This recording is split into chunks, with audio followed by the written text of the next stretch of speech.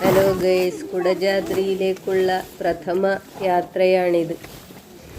കാളിയത്ത് ഗ്രൂപ്പിൻ്റെ കൂടെയാണ് ഞങ്ങൾ യാത്ര പുറപ്പെട്ടത്. കുടുംബത്തിലെ 4-5 പേർ ഉണ്ടായിരുന്നു. അതിൻ്റെ ഒരു സന്തോഷം വേറെ തന്നെയായിരുന്നു.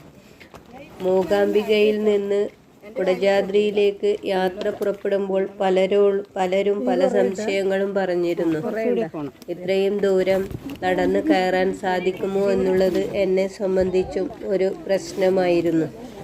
എങ്കിലും ഇനി എപ്പോഴാണ് അവിടെ എത്തിച്ചേരുക എന്നോർത്തപ്പോൾ എല്ലാ പ്രതിസന്ധികളെയും മറികടക്കാൻ തന്നെ തീരുമാനിച്ചു.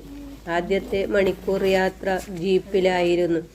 തലങ്ങും വിലങ്ങും ഇട്ടടിച്ച് സഞ്ചരിച്ച ജീപ്പിലെ യാത്ര വളരെ ഭീതിജനകമായിരുന്നു. എങ്കിലും ഞങ്ങൾ ഒരു താഴ്വാരത്തിൽ എത്തിച്ചേർന്നു. ചിലർ അവിടെ ഇരുന്നു. പക്ഷേ എൻ്റെ മനസ്സ് കൂട്ടാക്കിയില്ല. നടന്നു കയറാൻ തന്നെ തീരുമാനിച്ചു. വെള്ളം ഒലിച്ചിറങ്ങിയ പാടുകളിലൂടെ ഞങ്ങൾ കല്ലുകളും പാറകളും താണ്ടി മുകളിലെത്തി. തിരിച്ചു വരുന്നവരോട് ചോദിച്ചപ്പോൾ അവർ അടുത്തെത്തി എന്ന് പലപ്പോഴും ഞങ്ങളോട് പറഞ്ഞുകൊണ്ടിരുന്നു.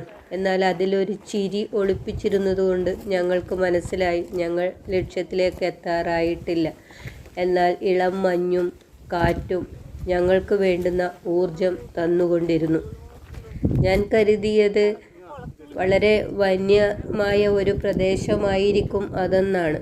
പക്ഷെ വളരെ പ്രശാന്ത സുന്ദരമായ നല്ല ഒരു ഇടം. ആദിശങ്കരൻ എങ്ങനെയാണ് ഇവിടെ എത്തിച്ചേർന്നത് എന്ന് വളരെ അത്ഭുതത്തോടെ മനസ്സിൽ ചോദിച്ചു.